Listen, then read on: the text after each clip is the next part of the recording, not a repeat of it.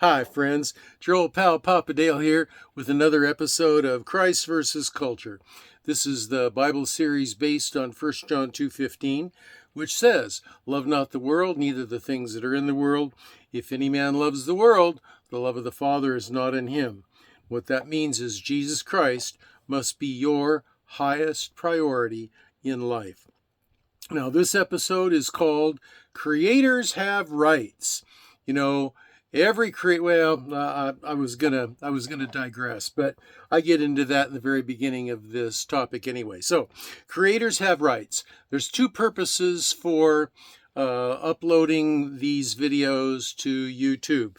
These are from articles that I've written about Bible topics over the years.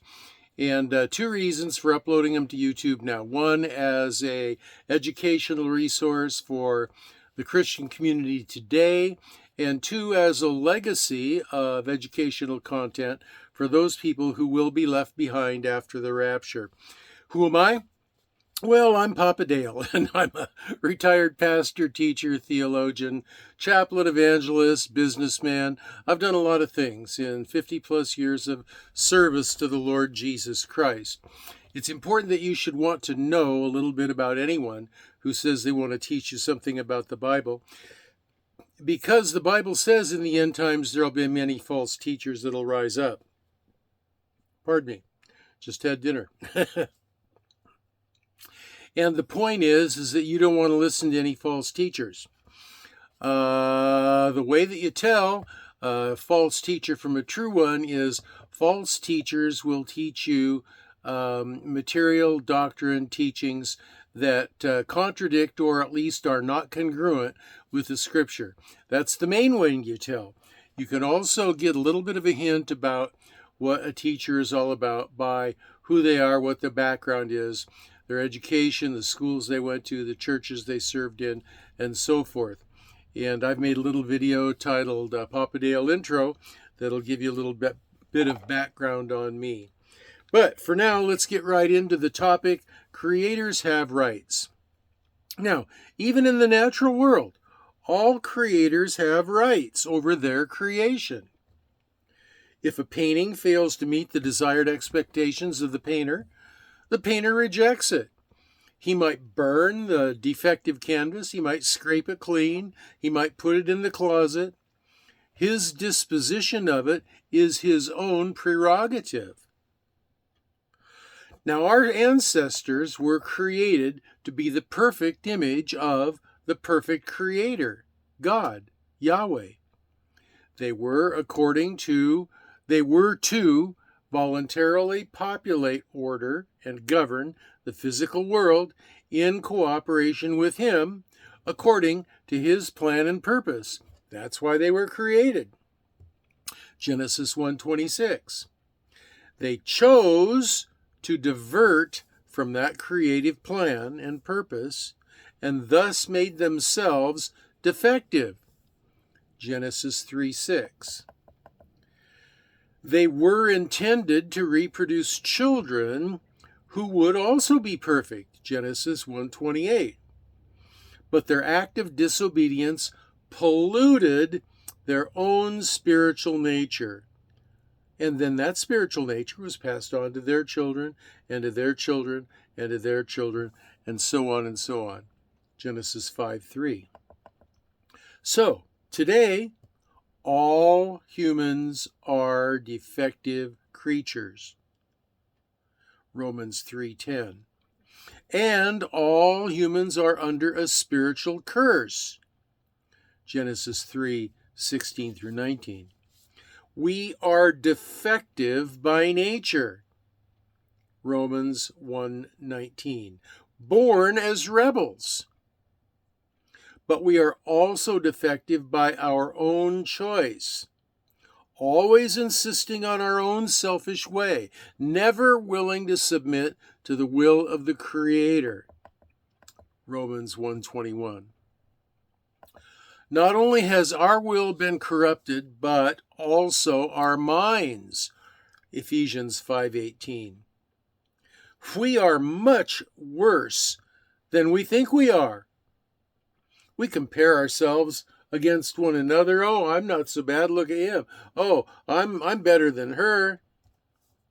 We compare ourselves against one another and we think, well, we're not so bad.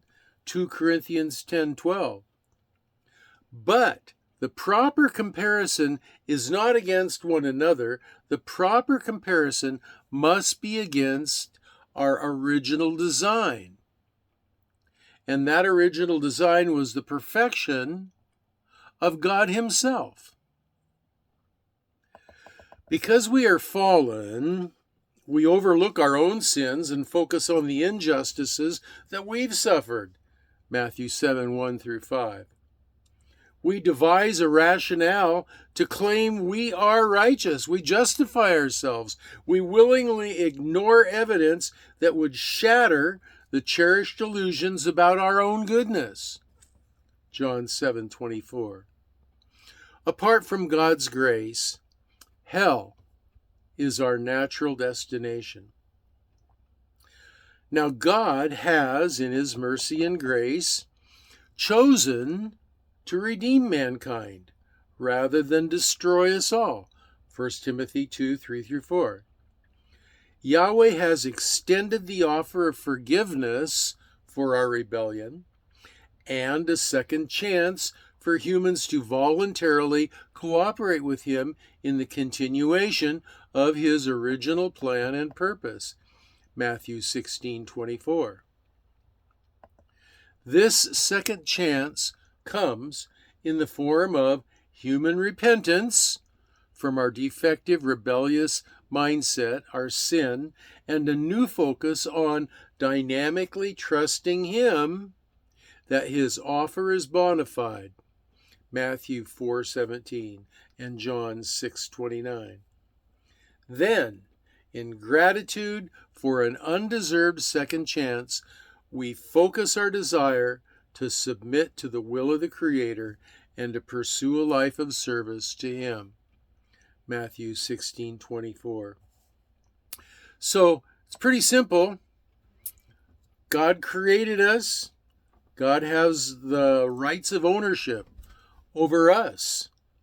This seems foreign to we in the 21st century because our idea is of democracy and self-determination, and that has validity when it comes to how we interact with one another. But when it comes to the rights of Yahweh the Creator, that doesn't pertain. He has the ultimate authority. He, Yahweh, has the ultimate right over the disposition of us, whether we are acceptable to live a life eternally with Him. It's His choice because it's His reality. He created it all. So creators have rights, and that means Yahweh, who created us, has rights. Well, those are my comments on that topic, and if you have comments, questions, or prayer requests, you can leave them down below. And if you have lengthy ones, then take it to my Facebook page. There's a link for that below. And if you want to go through his lesson notes a little more slowly and look up the Bible verses, there's a link to the notes, and you can do that. So, until the next time I see you in the next video, unless the rapture comes or unless the Lord takes me home, this is your old pal Papa Dale signing off for now and saying, I will be praying for all you all. That you will be well, that you will be blessed, and that's 2 thumbs up. Count them. 1, 2. Be well and be blessed.